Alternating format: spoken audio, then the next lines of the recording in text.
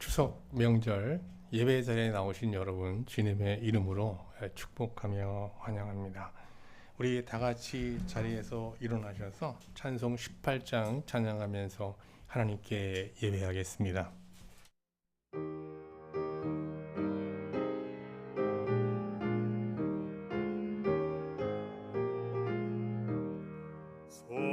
성도들아 찬양하자, 하나님께 찬양하자. 천지 만물 창조하신 그 놀라운 능력을 우리 함께 소리 높여 하나님께 찬양하자. 영원하신 창조주를 우리 모두 찬양하자. 성도들아 감사하자, 하나님께 감사하자. 모든 죄인 구원하신 그 놀라운 은혜를 우리 함께 기뻐하며 하나님께 감사하자. 자비하신 구세주께 우리 모두 감사하자.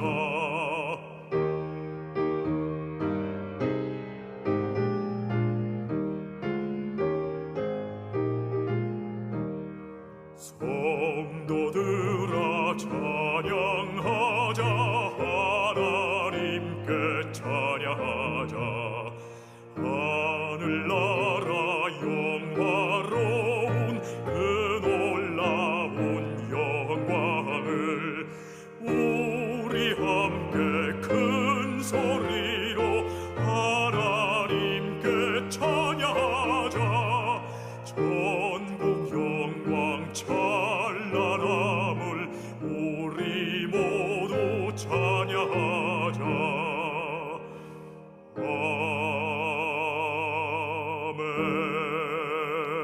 아멘. 다 같이 사도신경으로 우리의 신앙을 함께 고백하겠습니다.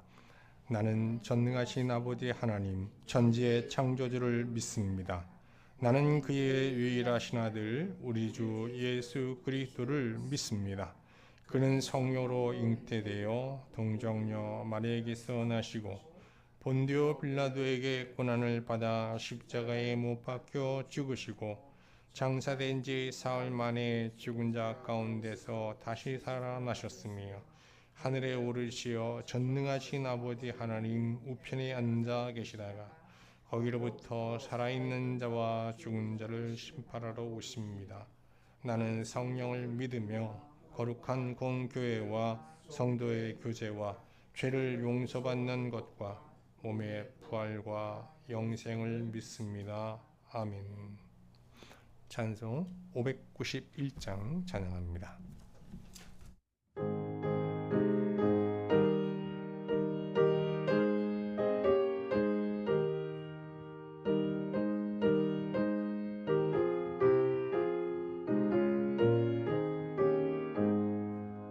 저 밭에 농부 나가시 뿌려놓은 후 주 크신 능력 내려 잘 길러주셨네.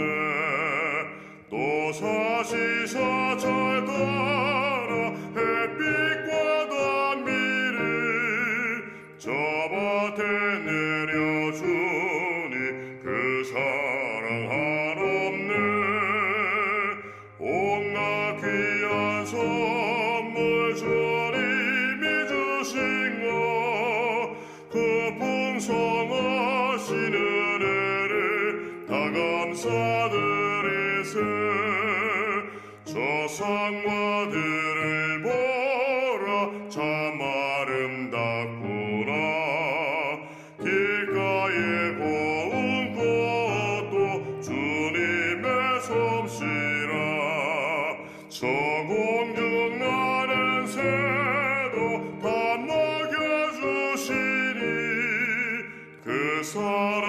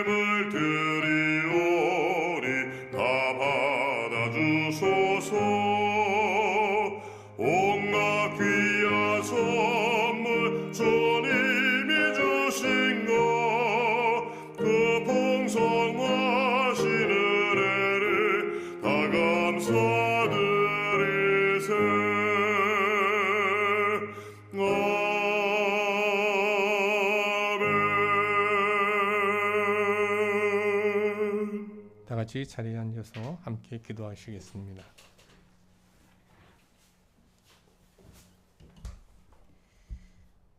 모든 것의 주인이신 만군의 여호와를 찬양하고 경배합니다. 우리를 거룩한 예배자로 이끌어 주신 주님의 은혜에 감사드립니다. 이 세상의 환난과 어두움에서 저희를 지켜주시고 주님의 그늘 아래 살게 해 주심 감사드립니다. 우리의 제약된 본성과 연약함을 거룩한 십자가 앞에 내려놓고 정직한 마음으로 하나님 앞에 나아가게 하시고 완전한 사랑으로 붙들어 주시는 용서의 주님께 참회하며 기도합니다. 주님, 우리를 늘 주님의 능력 아래 살게 하시고 늘 깨끗한 심령을 위해 기도하게 하옵소서. 말씀으로 창조하시고 말씀으로 고치시는 주님을 의지하며 믿음으로 고백하오니 우리의 모든 짐을 아버지께 의탁합니다. 말씀으로 하나님을 계시하셔서 미련한 저희에게 하나님을 알 수 있는 길을 알려주시니 감사합니다. 언약 백성으로 부르신 참 뜻을 알고 이 세상의 기준이 아닌 하나님이 보여주신 참 생명의 길을 살아가는 하나님의 자녀 되게 하옵소서. 바울의 말씀을 통해 연약한 저희가 이 세상에서 어떻게 그리스도인으로 살아야 하는가, 우리의 참 기준이 무엇인지 알아가는 중입니다. 하나님, 저희 힘으로는 할 수 없고 이 큰 죄의 세력으로부터 구원하신 십자가만이 우리에게 힘이 되는 줄 고백합니다. 세상의 유혹, 급심한 상황으로부터 오는 시험을 말씀으로 헤쳐나갈 수 있도록 성령님 도와주옵소서. 오늘도 말씀 가운데 나의 부정함을 알게 하시고 회개하게 하시고 위로하시고 용납하시는 하나님의 품을 느끼는 예배되게 하옵소서.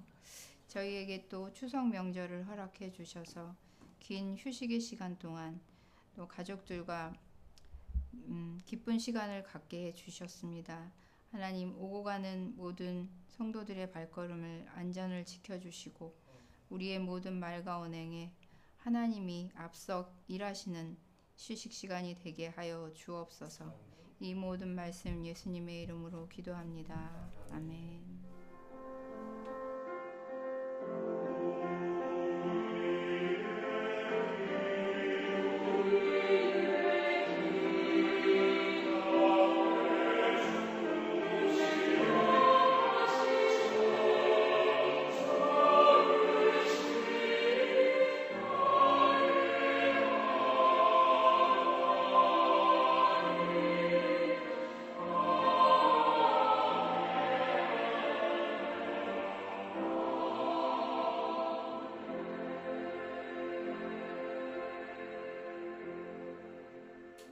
찬송 594장 찬양하겠습니다.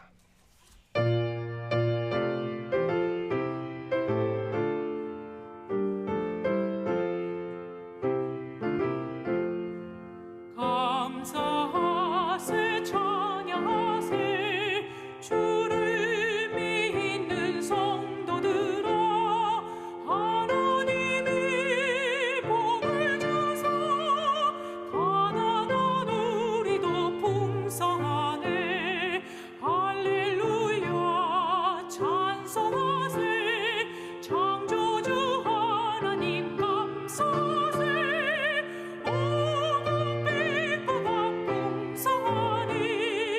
하나님께 감사하세 감사하세 찬양하세 속죄 받은 성도들아 하나님이 햇빛 주사 삼천리 강산이 풍년일세 주신 얼공 나눠주며 창조주 하나님 감사하세 오곡 백구가 풍성하니 하나님께 감사하세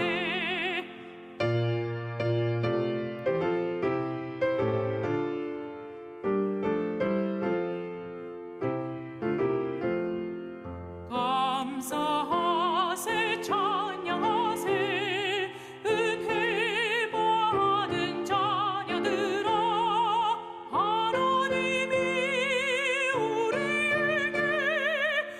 풍성히 거두라 복 주셨네.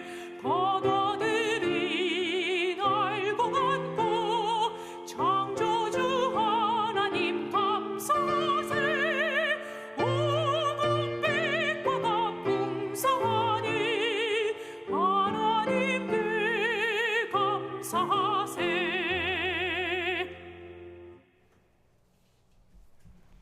하나님 말씀 보겠습니다. 오늘 우리가 묵상할 하나님의 말씀은 로마서 6장 12절부터 23절까지 말씀입니다. 제가 하나님 말씀을 봉독하겠습니다. 그러므로 너희는 죄가 너희 몸을 지배하지 못하게 하여 몸의 사욕에 순종하지 말고 또한 너희 지체를 불의의 무기로 죄에게 내주지 말고 오직 너희 자신을 죽은 자 가운데서 다시 살아난 자 같이 하나님께 드리며 너희 지체를 의의 무기로 하나님께 드리라. 죄가 너희를 주장하지 못하리니 이는 너희가 법 아래에 있지 아니하고 은혜 아래에 있음이라. 그런즉 어찌하리요? 우리가 법 아래에 있지 아니하고 은혜 아래에 있으니 죄를 지으리요? 그럴 수 없느니라. 너희 자신을 종으로 내주어 누구에게 순종하든지 그 순종함을 받는 자의 종이 되는 줄을 너희가 알지 못하느냐? 혹은 죄의 종으로 사망에 이르고 혹은 순종의 종으로 의에 이르느니라. 하나님께 감사하리로다. 너희가 본래 죄의 종이더니 너희에게 전하여 준 바 교훈의 본을 마음으로 순종하여 죄로부터 해방되어 의에게 종이 되었느니라. 너희 육신이 연약함으로 내가 사람의 예대로 말하노니 전에 너희가 너희 지체를 부정과 불법에 내주어 불법에 이른 것 같이 이제는 너희 지체를 의에게 종으로 내주어 거룩함에 이르라. 너희가 죄의 종이 되었을 때에는 의에 대하여 자유로웠느니라. 너희가 그때 무슨 열매를 얻었느냐? 이제는 너희가 그 일을 부끄러워하나니 이는 그 마지막이 사망임이라. 그러나 이제는 너희가 죄로부터 해방되고 하나님께 종이 되어 거룩함에 이르는 열매를 맺었으니 그 마지막은 영생이라. 죄의 싹은 사망이요 하나님의 은사는 그리스도 예수 우리 주 안에 있는 영생이니라. 아멘.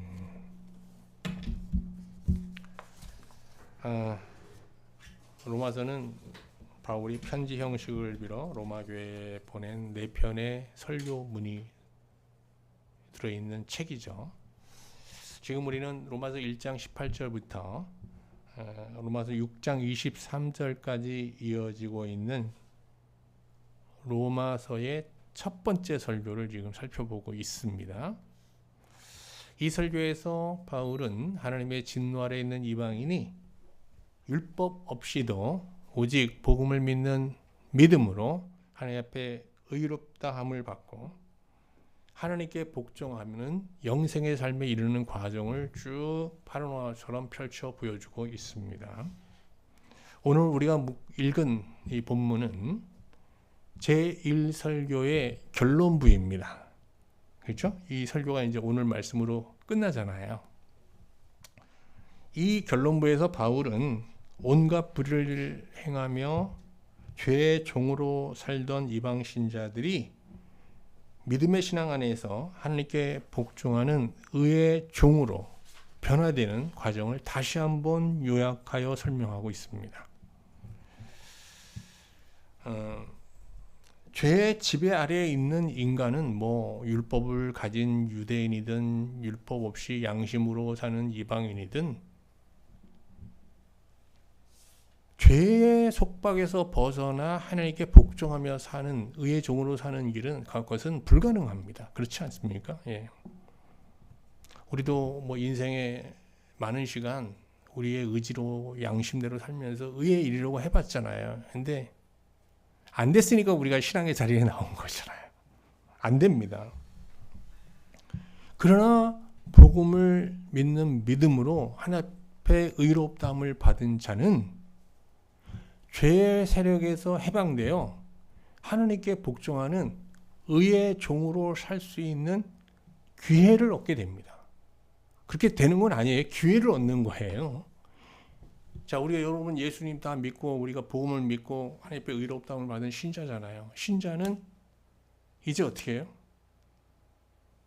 우리의 어떤 신앙적 노력을 통해서 어떤 믿음 안에서 죄의 종으로 살던 삶을 과거로 돌리고 현재와 앞으로 우리가 주어진 미래의 시간, 이 세상에 사는 동안 의의 종으로 살 수도 있다 없다? 있는 겁니다. 그런데 문제는 말이죠. 하나님께서 강압적으로 우리를 의의 종으로 살게 하시질 않아요. 우리 앞에 이 의의 종으로 사는 길과 죄의 종으로 사는 두 길이 있잖아요. 이 두 길 사이에서 우리가 선택할 수 있는 자유를 주세요. 자, 우리 이제 한 주 또 명절이 시작되는데 이 한 주도 우리는 죄의 종으로 살 수도 있고 어떻게 또 의의 종으로 살 수도 있어요.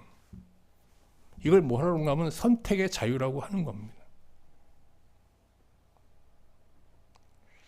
자, 왜 하나님께서 강권하여 의의 종으로 살게 하지 않고 이렇게 왜 죄의 종으로 사는 길과 의의 종으로 사는 이 두 길의 사이를 우리가 스스로 선택할 수 있게 하느냐? 그 이유는 나중에 설명드리겠습니다. 아무튼 이 선택의 자유를 포기하고 우리가 의의 종으로 정말 살기를 원한다면 바울은 그런 신자를 향해서 세 가지 권면을 하고 있어요. 오늘 본문에 보면 먼저 정말 신자가 의의 종으로 살기를 원한다면 먼저 몸의 사욕을 물리쳐야 된다는 거예요. 몸의 사욕, 이게 첫 번째고요. 두 번째는 늘 은혜 아래 거해야 된다는 거예요. 은혜 아래. 세 번째는 앞에서 지금 말씀드린 대로 선택의 자유를 완전히 포기해야 된다는 거예요.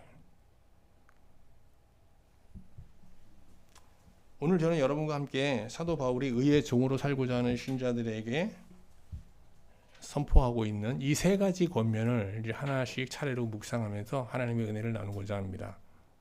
먼저 첫 번째 권면, 몸의 사욕을 물리치라. 이 권면의 내용부터 한번 살펴보겠습니다. 먼저 12절 말씀 다시 한번 볼게요. 그러므로 너희는 죄가 너희 몸을 지배하지 못하게 하여 몸의 사욕에 순종하지 말고 또한 너희 지체를 불의의 무기로 죄에게 내주지 말라. 이렇게 얘기하고 있죠. 여기 몸의 사욕이라는 말이 나오잖아요. 이 몸의 사욕이 뭘 말하는지 좀 설명드리려면 좀 복잡합니다. 지금 좀 잘 들어보죠. 바울의 먼저 인간론에 대한 얘기를 좀 해야 되는데 바울은 기본적으로 인간을 몸과 마음으로 구성되어 있다고 봅니다. 몸과 마음.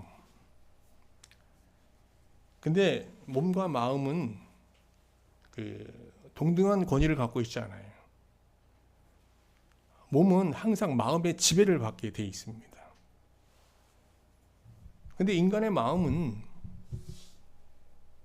이제 하나님께서 인간을 만드실 때 자기 형상대로 만드셨잖아요. 그러니까 인간의 마음 안에는 하나님이 거주하시는 공간이 있어요. 그래서 인간의 마음에는 원래 하나님이 거하시는 일종의 공간이거든요. 이 마음이. 이 최초의 인간은 이 마음에 하나님을 모시게 됩니다. 모셨습니다. 아담이 그랬죠. 그래서 그 마음 안에는 하나님의 사랑이 가득했고 그 하나님 안에서 기쁨을 누리고 그 하나님의 사랑 안에서 하나님께 또 복종하려는 마음으로 충만하면서 하나님과 하나가 되었고 또 사람과 아담과 하와가 어떻게 해요? 서로를 하나님의 사랑으로 바라보면서 사랑하는 마음으로 충만했던 겁니다. 그런 마음의 몸은 지배를 받으니까 그 몸은 어떻게 했어요? 최초의 인간의 몸은 그런 마음의 지배를 받으면서 하나님의 뜻에 전적으로 순종하는 하나의 도구가 된 거죠. 그런데 아담이 사탄에게 미혹되어서 하나님과 불순종하면서 하나님과의 언약관계를 깨잖아요. 그래서 어떻게 됩니까? 최초의 인간 아담의 마음에서 어떻게 하나님이 떠나시게 되잖아요. 그럼 어떻게 됩니까? 마음이 비어있게 되잖아요. 그 빈 마음에 사탄이 어떻게 해요? 하나님을 대적하는 마음을 심어주게 되지 않습니까? 그게 아담의 부정한 본성이잖아요. 늘 말씀드리지만 그게 뭡니까? 네가 하나님처럼 될 수 있다라고 하는 교만을 심어주었고요. 두 번째는 하나님 아닌 것들을 하나님보다 더 사랑하게 하는 뭐예요? 정욕이라는 거. 세상을 사랑하는 정욕을 심어줬고, 그 정욕이라는 게 아무리 뭐 채워도 만족이 없잖아요. 그러니까 인간은 자연스럽게 그 안에 뭐가 자리게 되냐? 끊임없이 채워도 먹어도 만족을 모르는 탐욕을 갖게 된 겁니다.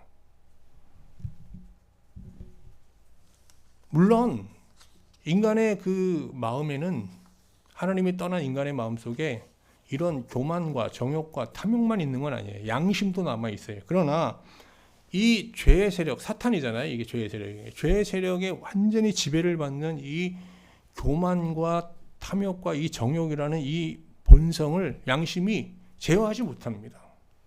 그 양심이라는 것은 우리가 하나님으로 마음이 충만했을 때 하나님 안에서 순종하며 살던 마음의 흔적이거든요. 그냥 하나님 형상의 흔적에 불과한 겁니다. 이해가 되시죠? 근데 많은 사람들이 이 양심을 확대해서 과대하게 해석해서 뭐라고 합니까? 성선설을 주장하기도 하잖아요. 양심을 근거로 인간은 선한 존재다 이렇게 얘기하기도 합니다. 자, 근데 바울은 이렇게 죄의 지배 아래 있는 인간의 마음을 뭐라 그러냐? 육신이라고 그래요. 여러분 잘 들어보세요. 몸을 육신이라고 그러는 게 아니에요. 육신은 뭐예요? 사르크. 사단의 죄의 세력의 지배 아래에 있는 마음. 이거를 사르크라고 하는 겁니다. 그러면 이후 어떻게 되겠어요? 몸이라는 것은. 몸은 마음의 지배를 받게 되잖아요. 그러면 사르크의 지배를 받게 되고 육신의 지배를 받잖아요. 몸이. 근데 그 육신은 누구의 지배를 받아요? 죄의 지배를 받잖아요. 저를 한번 보실까요? 죄. 그 다음에 뭐예요? 인간의 마음, 사르크. 육신. 그 다음에 몸.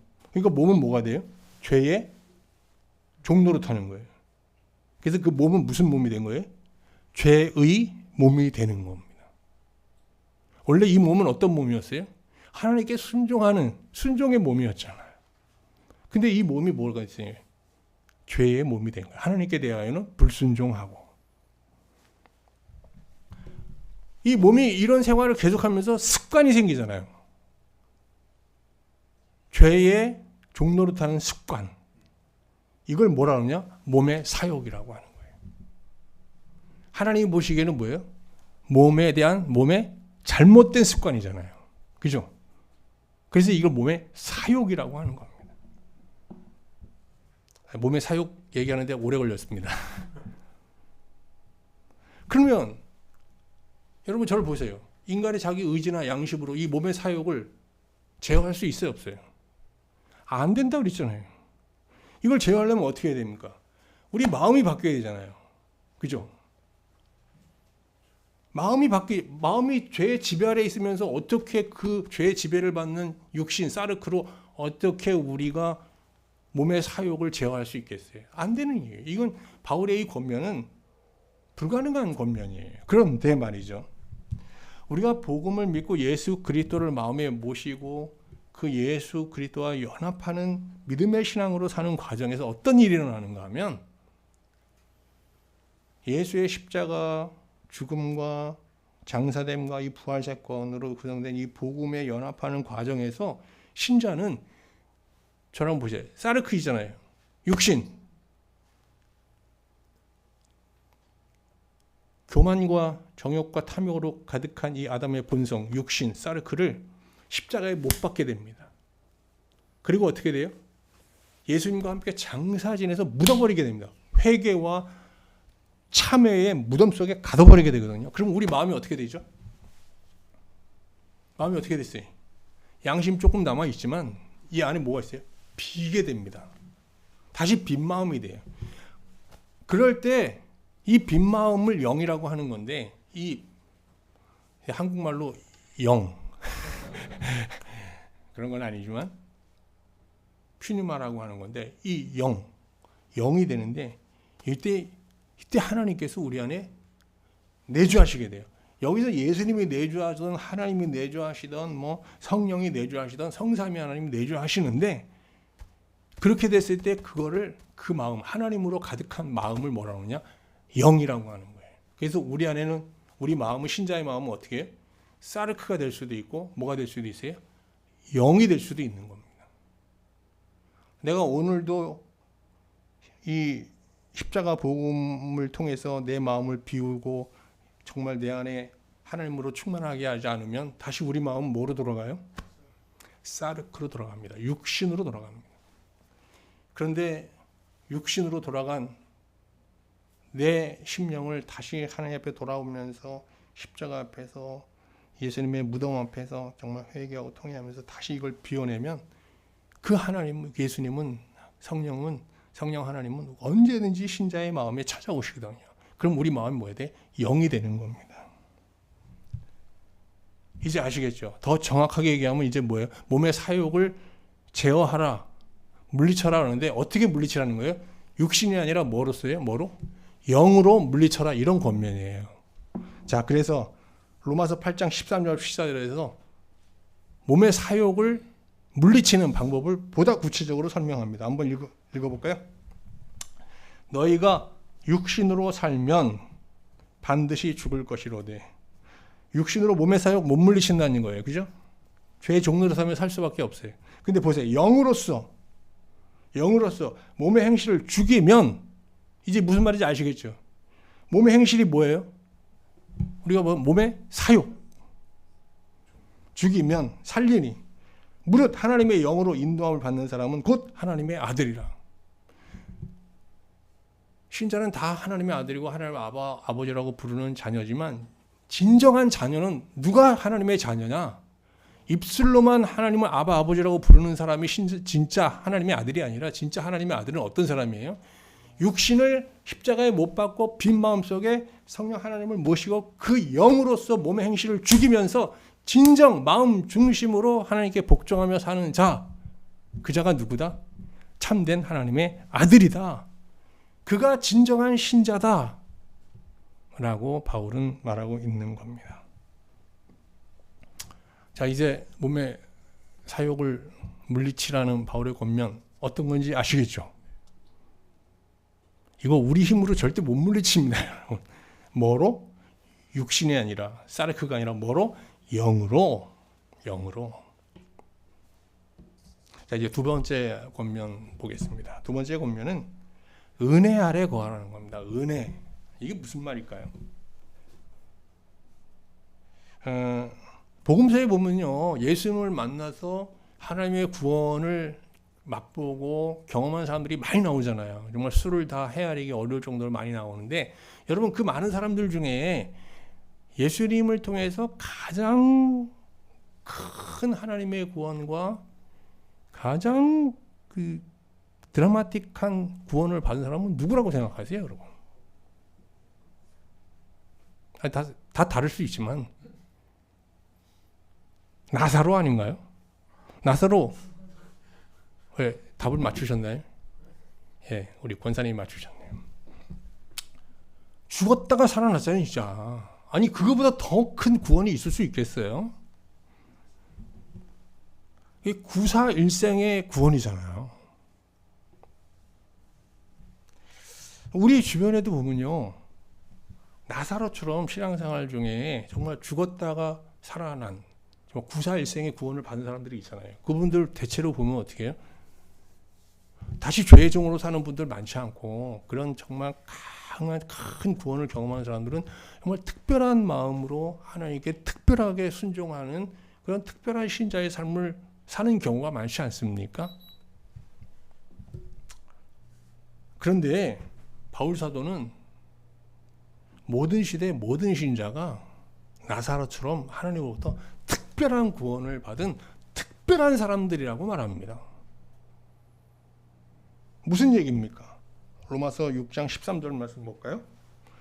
오직 너희 자신을 죽은 자 가운데서 다시 살아난 자 같이 하나님께 드리며. 모든 신자는 나사로처럼 어떤 사람이라는 거예요? 죽었다가 살아났다는 거예요. 여러분도 동의하세요? 여러분 죽은 자 가운데서 여러분 예수 그리스도를 믿음으로 다시 살아난 걸 믿으세요? 그럼 여러분 이 시대의 나사로예요. 그럼 나사로로서 어떻게 살아야 되겠어요? 특별한 믿음을 갖고 특별한 마음으로 하나님께 순종하는 정말 특별한 삶을 살아야 되지 않을까요? 바울은 신자가 자신을 죽은 자 가운데서 살아난 자로 여길 때, 그러면 그게 뭐예요? 나는 정말 하나님께서 죽은 자 가운데 나를 살리셨어. 이걸 내가 잊지 않고 늘 기억할 때, 그럼 그게 무슨 말인가 하면, 다른 말로 하면 하나님의 은혜를 기억하고 하나님 은혜에 완전히 도취되어 있을 때, 하나님의 은혜에 감동되어 있을 때, 그 마음이 하나님의 은혜에 완전히 취해 있을 때, 비로소 죄의 세력에서 해방되어 하나님께 복종하는 진정한 의의 종이 될 수 있다라고 권면하고 있는 겁니다. 왜 그럴까요? 왜 그럴까? 고린도전서 한번 6장 19절 20절 같이 볼게요. 이 우리의 신자의 몸에 대한 아주 특별한 이 고찰인데요. 한번 보세요. 너희 몸은 너희가 하나님께로부터 받은 바 너희 가운데 계신 성령의 전인 줄을 알지 못하느냐? 너희는 너희 자신의 것이 아니라 값으로 산 것이 되었으니 그런즉 너희 몸으로 하나님께 영광을 돌리라.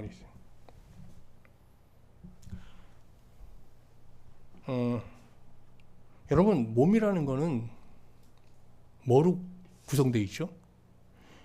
우리 몸. 이거 물질이잖아요. 그죠? 우리가 건강하게 살려고 해도요, 이 몸을 그냥 막 사용하면 안 돼요. 원칙에 의해서 몸을 관리해야 되거든요. 자, 이제 건강 강좌 시간은 아닌데, 우리가 건강한 몸을 위해서는 3가지 필수 요소가 있습니다. 먼저 제일 중요한 게 뭐죠? 잠 잘 자야 됩니다, 여러분. 잠. 저는 한때 잠 자는 걸 죄악시 여겼던 적이 있는데 참 무지했어요. 잘 자야 됩니다. 2번째, 운동 좀 시켜줘야 됩니다. 근데 아무 운동이나 하면 안 되고 우리 몸에 딱 맞는 운동을 해야죠. 자기 상태에. 그 다음에 몸이 원하는, 몸이 좀 필요로 하는 적당한 음식을 적당히 섭취해야 됩니다. 자, 이 3가지가 잘 조화를 이루면 몸은 건강해져요. 근데 몸을 이렇게 잘 관리한다고 우리가 이 몸으로 하나님께 영광을 돌리고 막 복종하는 몸이 될 수는 없어요. 그런 관리를 하라는 게 아니라, 이 몸이 어떻게, 지금 원래는 순종의 몸이었는데 지금 불순종의 몸이 되고 죄의 세력에 복종하는 나쁜 습관을 갖고 있잖아요. 이 몸이. 이 몸을 고쳐야 되거든요. 복종의 몸으로, 순종의 몸으로 바꿔야 되거든요. 이게 쉽지가 않은 거예요. 근데 바울이 뭐라고 하면, 이 몸은 원래 죽은 몸이에요.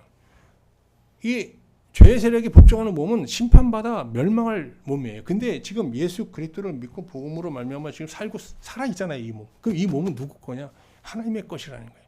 이거 피로 값주고 산 거라는 거예요. 이 몸을 이제 어떻게 사용해야 되느냐?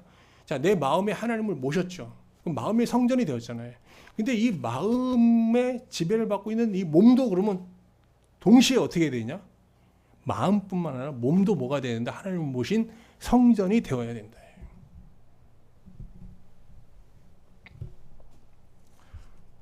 고린도 교회 교인들은요, 이혼론에 빠져 있었거든요. 뭐라 그러냐면, 그래, 마음은 성전으로 살아야 돼. 근데 몸은, 이거는 부정한 거야. 하나님이 몸에 거하지는 않아. 이렇게 얘기했어요.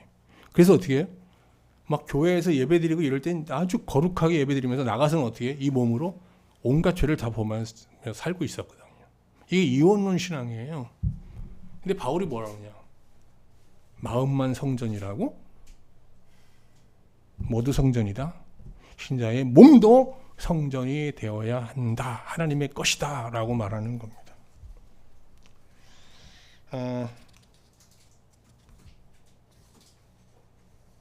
앞에서 언급한 대로 물질로 구성된 몸은 스스로 자기 몸의 사용을 결정하지 못하고 마음의 지시를 받아 움직이게 되어 있거든요.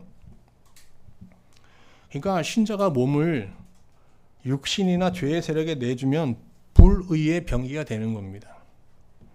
그렇지만 하나님을 모신 영의 마음으로 영의 마음의 지배를 받게 되면 그 몸은 하나님께 복종하는 도구, 의의 병기가 되는 거예요.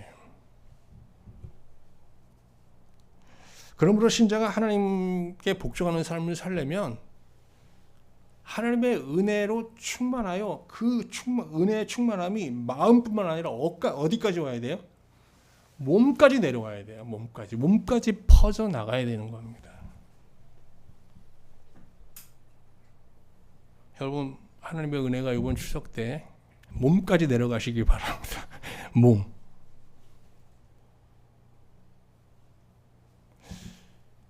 참 우리 신자도 고린도 교회 교인들처럼 마음은 참 관리를 잘해요. 하나님께서 내 마음이 어떤가.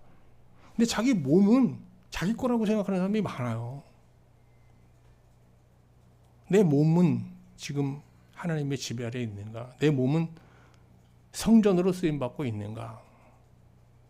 이런 물음을 던지면서 이제 여러분 몸도 영으로 관리할 수 있기를 주님의 이름으로 축원합니다.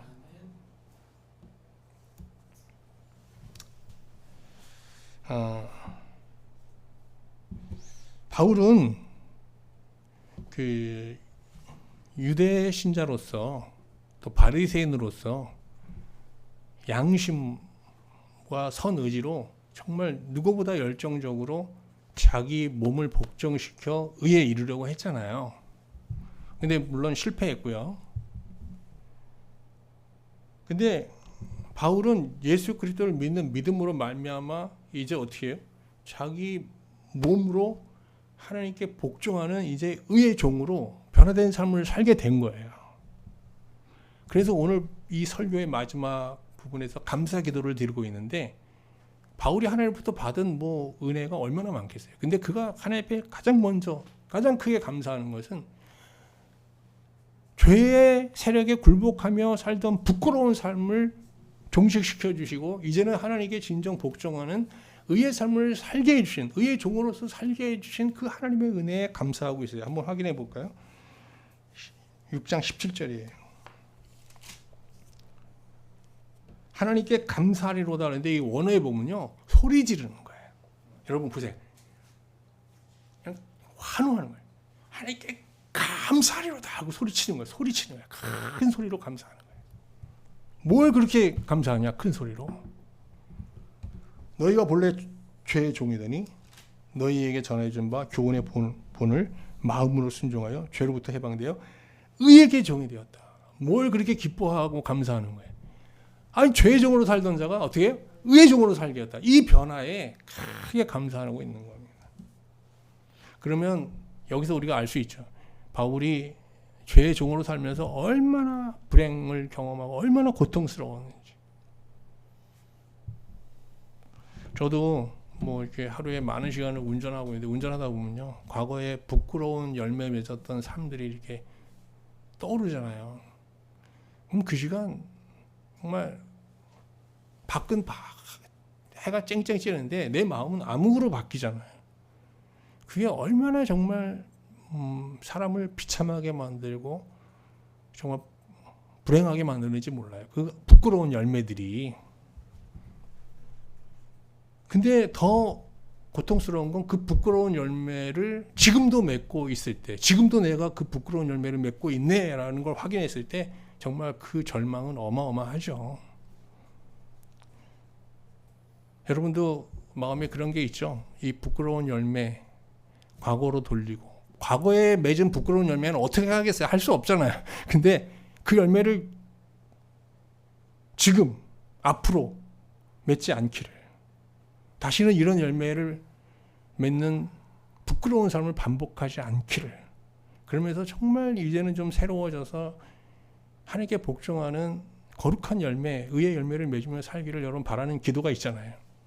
이 기도가 응답되었을 때, 부분적으로 한 번에 통째로 다 응답되지는 않죠. 부분적으로 응답되었을 때 이때 우리는 진짜 하나님 앞에 감사하게 되는 거예요. 근데 이런 우리의 변화를 가속하는 수단이 있다는 거예요. 그게 뭔가 하면 거기 나오죠. 교훈의 본을 마음으로 받을 때. 저를 한번 보실까요? 우리 신자가 정말 죄의 종에서 의의 종으로 변화되기를 원한다면 그냥 예수 그리스도 믿음 안에 그냥 머물러 있으면 안 되고 그 믿음 안에 믿음을 가진 그 심령 안에 교훈의 본을 계속 공급해야 돼요. 이럴 때 이 교훈의 본을 통해서 우리의 변화가 어떻게 해요? 가속되는 겁니다. 그러면 이 교훈의 본이라는 게 뭘까요, 여러분?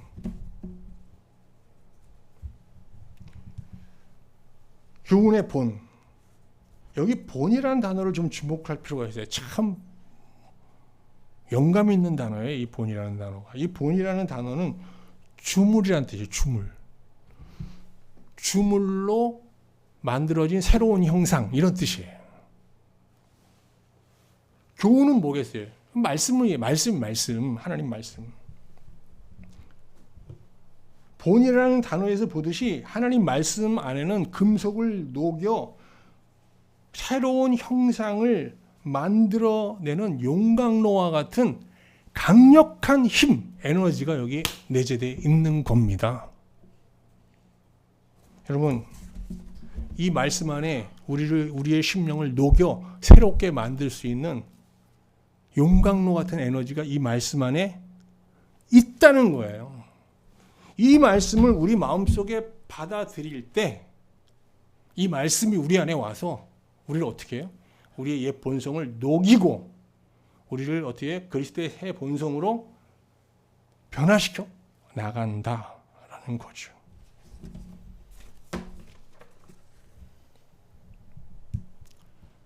어디 이렇게 캠핑 같은 데 가서 이렇게 야영하고 또 험지에 가서 이렇게 생존하는 그런 사람들 영상을 보면은 그들이 가면 제일 먼저 하는 일이 뭔지 아세요, 여러분? 그런 사람들이 불부터 핍니다. 불부터. 불이 있어야 사는 거거든요. 오늘 신자가 정말 죄의 종에서 의의 종으로 변화되기를 원하면 그 마음에 항상 말씀의 불이 타고 있어요. 불이 있어요. 오늘 요로마서가 여러분 안에 정말 뜨거운 불길로 활활 타오를 수 있기를 주님의 이름으로 축원합니다. 제가 성경이 다 이게 많은 에너지를 갖고 있지만 이번에 로마서를 보면서 로마서 무서운 말씀이구나.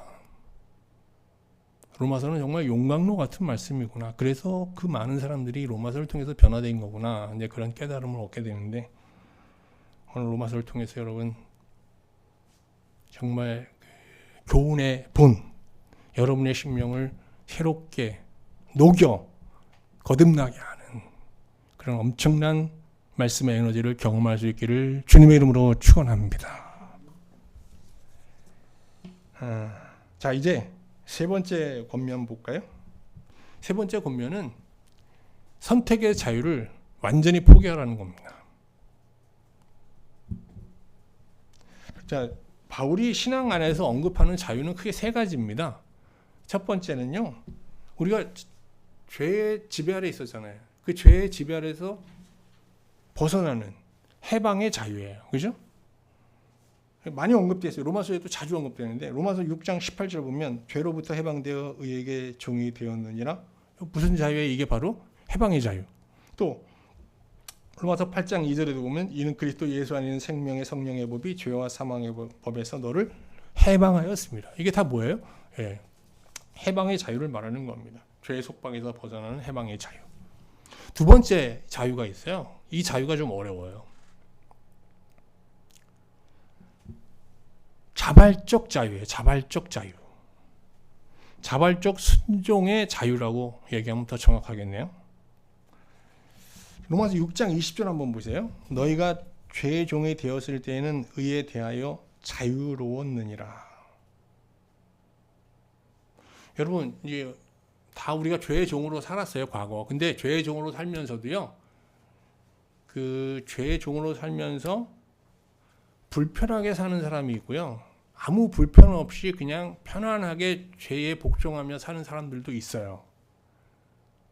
불편한 사람은 자유가 없는 거고요. 죄의 종노릇하면서 편안하게 사는 사람들은 뭐예요? 자유자인 거예요. 그럼 그 자유는 뭐예요? 우리가 죄의 종노릇하며 살면서 불편하게 하는 건 뭐예요? 우리 마음 안에 있는 뭐예요? 양심이잖아요.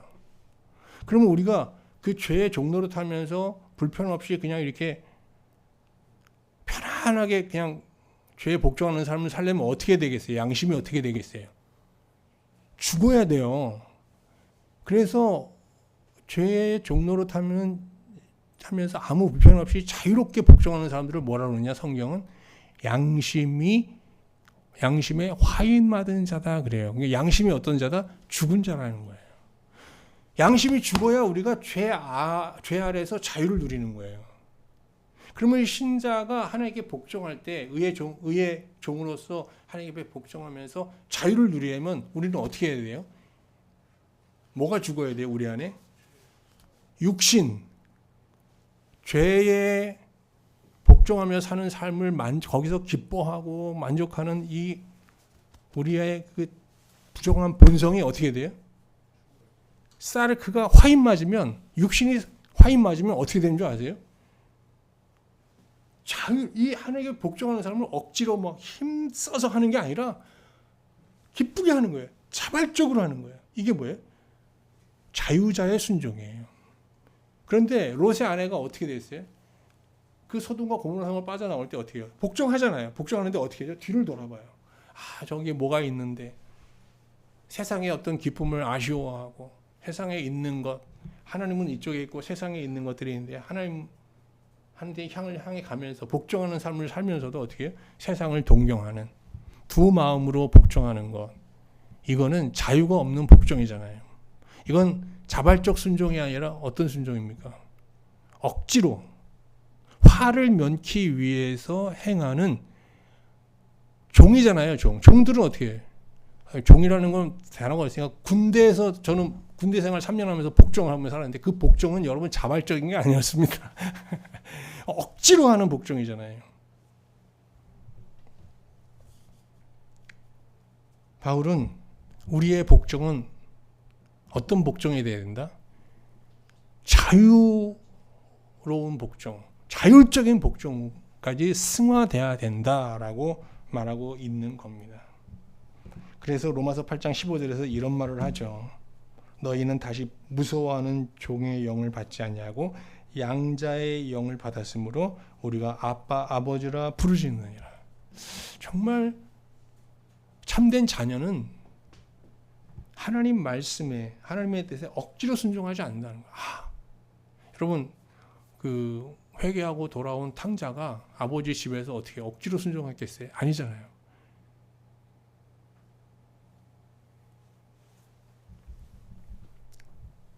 이게 가능할까? 그러니까 어렵지 않다는 거예요. 뭐가 죽으면 돼요?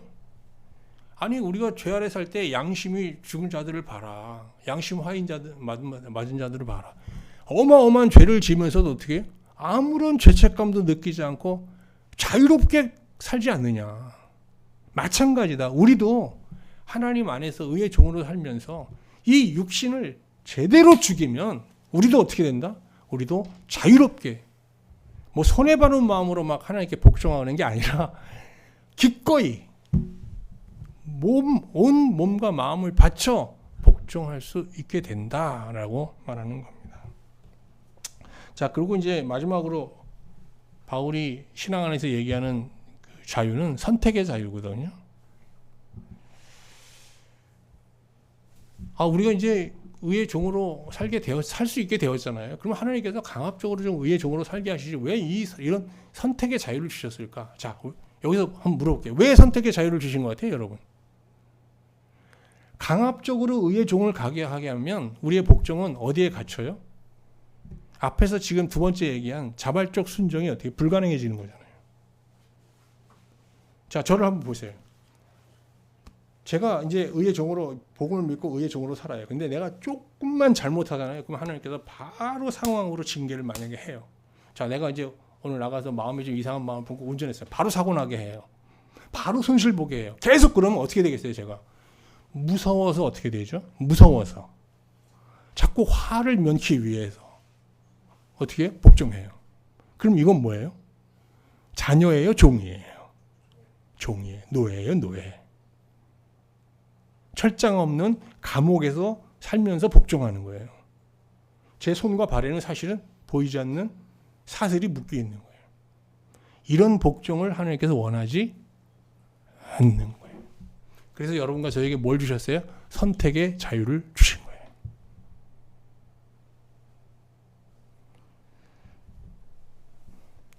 자, 여기까지 다 같이 오셨나요? 네. 야, 여기 오셨으면 여러분 굉장히 잘 오신 겁니다. 자,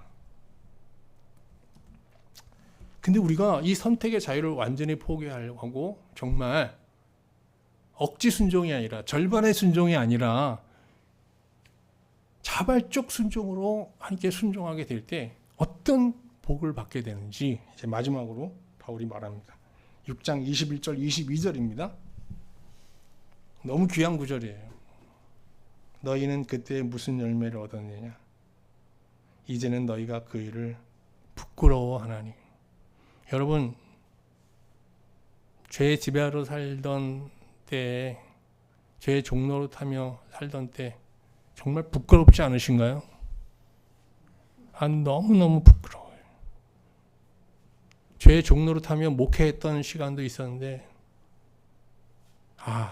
정말 너무너무 부끄럽고 얼굴을 들 수가 없어요. 보세요. 이는 근데 그렇게 살면 그 마지막 열매는 뭐다? 사망이라는 거예요. 그러나 이제는 너희가 죄로부터 해방되고 하나님께 종이 되어 거룩함에 이르는 열매를 맺었으니 그 마지막은 영생이라.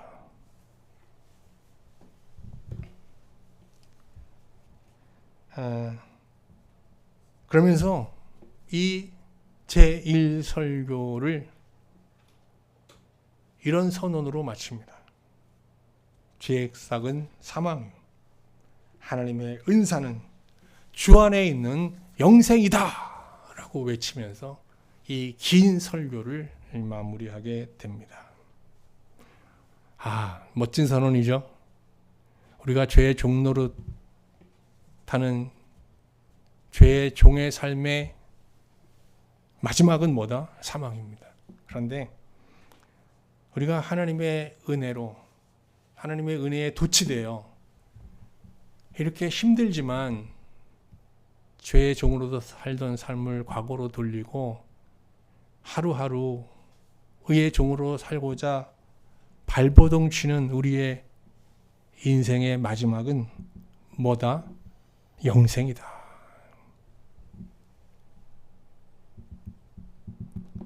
자, 이제 말씀을 마치겠습니다. 한국교회는 미국교회의 전통을 이어서 11월 셋째 주를 추수감사절로 지키고 있습니다. 그런데 이날은 미국이 최초로 지킨 추수감사제를 기념하는 미국의 국경일이잖아요. 이에 일부 기독교 지도자들은 한국교회가 굳이 미국의 국경일을 추수감사절로 지킬 이유가 있겠냐는 이제 문제 제기를 하면서 이게 추석 명절이 있는 주일을 추수감사절로 지킬 것을 이제 제안하고 있습니다. 근데 아직 받아들이지 않고 있죠. 저는 이런 제안이 굉장히 타당하다고 봅니다. 여러분은 어떠세요? 그렇지 않아요? 그래서 추석 명절이 있는 주일을 우리가 추수감사절로 지키는 게 절기적으로도 맞고 상황적으로도 맞다고 생각이 듭니다. 좀 이런 전통이 바뀌어야 되는데 잘 안 되고 있습니다. 자, 오늘 추석 명절이 있는 주일을 우리가 추수감사절로 지킨다면 이제 쭉 25년을 돌아오면서 하나님 앞에 먼저 감사 기도를 드려야 되지 않겠어요? 여러분, 이 추수감사 주일을 맞으면서 여러분이 하나님 앞에 가장 먼저 감사하고 싶은 감사의 기도 제목은 뭡니까? 많은 설교자들이 설교를 마칠 때 기도를 하잖아요. 바울도 이 제1설교라는 긴 설교를 마치면서 기도로 마치고 있는데 그 감사 기도로 마치고 있는데 그 기도는 뭡니까? 어떤 기도입니까? 앞에서 말씀드린 대로 뭐예요? 죄의 종으로 살던 삶을 과거가 되게 하시고 지금 현재와 미래를 의의 종으로 살게 해주신 하나님의 은혜 감사합니다 하면서 큰 소리로 환호하며 하나님께 감사 기도를 드리고 있습니다. 우리 추수감사절 때 많은 감사의 기도 제목이 있지만 우리도 바울처럼 이런 감사 기도를 먼저 드려야 되지 않을까요? 큰 소리로 당당하게 회중들 앞에서 우리가 의의 종으로 살게 되었음을 선포하면서 하나님 앞에 감사할 수 있는 그날이 우리에게도 올 수 있기를 소망합니다. 로마서를 묵상하는 가운데 여러분도 바울처럼 정말 큰 소리로 이제는 내가 그리스도 예수 안에서 하나님의 은혜 아래서 죄의 종으로도 살던 부끄러운 삶을 뒤로하고 거룩함의 열매를 맺는 의의 종으로 살게 되었음을 고백하고 선언할 수 있는 여러분과 제가 될 수 있기를 다시 한번 주님의 이름으로 축원합니다. 우리 주신 말씀 생각하면서 찬송 599장, 590장 찬양하겠습니다.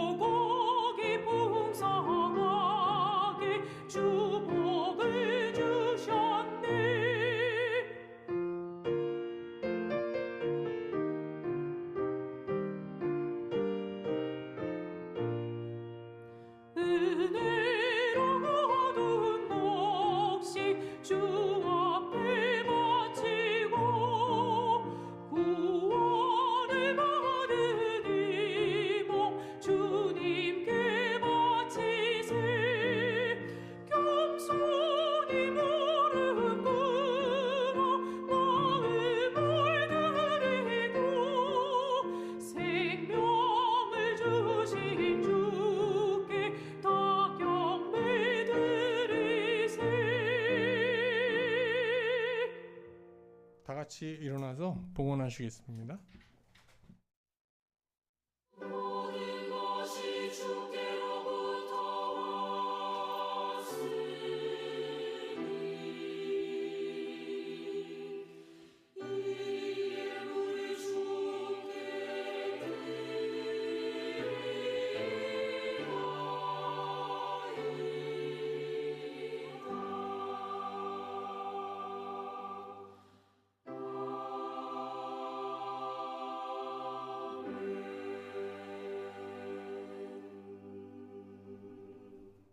기도하겠습니다.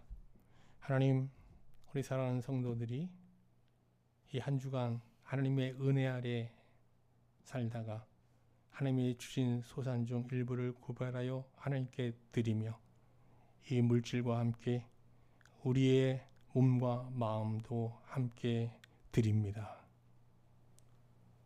우리의 몸을, 우리의 마음을 하나님 받아 주시옵고 우리의 몸과 마음이 이제는 하나님의 성전되어 하나님으로 인하여 기뻐하며 하나님께 복종하는 의로운 심령으로 의로운 몸으로 사용되어지는 귀한 은혜 있게 하여 주옵소서. 하나님, 죄의 종 아래 종으로 살면서 맺었던 우리 인생의 많은 부끄러운 열매들을 돌아봅니다. 예수 그리스도를 믿는 믿음 안에서 이 모든 것을 십자가에 못 박고 무덤에 장사 지내며 이후 그리스도의 말씀으로 우리 심령이 새로워져 이제는 정말 이 부끄러운 삶을 종식하고 부족하지만 하나님의 은혜 아래에서 정말 거룩함의 열매, 의의 열매, 부끄러움 당하지 않는 참으로 당당한 열매들, 인간다운 인간의 삶을 사는 참된 삶을 우리 남은 인생 가운데 채워나갈 수 있도록 성령 하나님 함께하여 주옵소서. 이 명절 기간에도 가족들을 만났을 때 우리의 말과 우리의 행동과 우리의 마음을 철저히 제어하여 주시고 통제하여 주셔서 사르크가 우리를 주장하지 못하게 하시고 영으로 말하고 영으로 행동하고 영으로 그들을 대하는 가운데 우리를 통해서 하나님의 사랑이 우리 가족들 사이에 조금이라도 보여지고 흘러갈 수 있도록 하나님 복내려 주옵소서. 함께하여 주옵소서. 지금은 우리 주 예수 그리스도의 은혜와 하나님 아버지의 극진하신 사랑과 성령 하나님의 감화교통 위로하시며 충만케 하심의 역사가 남은 인생 육신을 죽이고 빈 마음속에 하나님을 모심으로 남은 인생 영으로 의의 삶을 살기를 소망하는 우리 사랑하는 모든 성도들 위해 이제로부터 영원토록 함께 하시기를 간절히 축원하옵나이다. 아멘.